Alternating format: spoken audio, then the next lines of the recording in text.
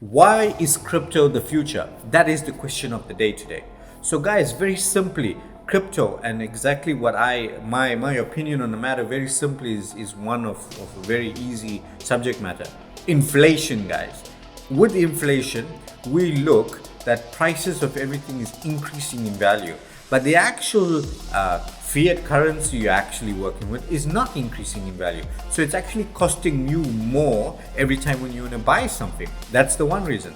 The second thing is that when you're looking at inflation, that's the one part. The second part, if you're looking at you want to pay for something, you want to buy something, how easy it is. If you want to send money, how difficult it is. If you work with banks and you're transferring funds, if you're doing a bank transfer, do you know all the bureaucracy that happens with the bank? Why does banks make you stay 7 days or more longer if you've got money with them to send large amounts? Because they don't actually hold the money. They send that money out. And the other part is obviously centralization and decentralization, meaning who controls your money that you have? Where can you send it? How can you do you actually have that? Example, if you own $1 million, please go to the bank and ask them for that $1 million.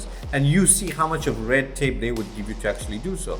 So if I own something and I've been taxed on it and I've been doing everything that's possible to actually, done it in a legitimate way, why cannot I send my money somewhere else? Well, the actual fact is the bank get rid of your money.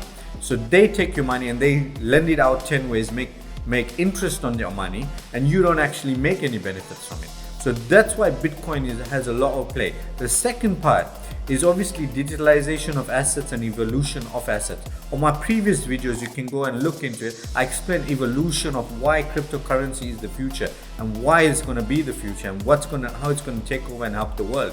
Very simply, this is how it's going to be done. Because there is mass adoption and because people are using it around the world, that's one of the reasons, as well as centralized by a specific country. So example, if I own the US dollar or if I use any other currency, countries like Venezuela, etc., because they had some political issues, the currency fell to nothing. And for them to actually transact and live in the real world, it's very difficult. Example, if you had any politics that happened in specific countries like the US, like Russia, example, you have high volatility, less investor confidence, so people take money away from the country. So with cryptocurrencies, you actually have the power to hold a token that's not governed by a specific country. I'm talking about Bitcoin, specific crypto tokens.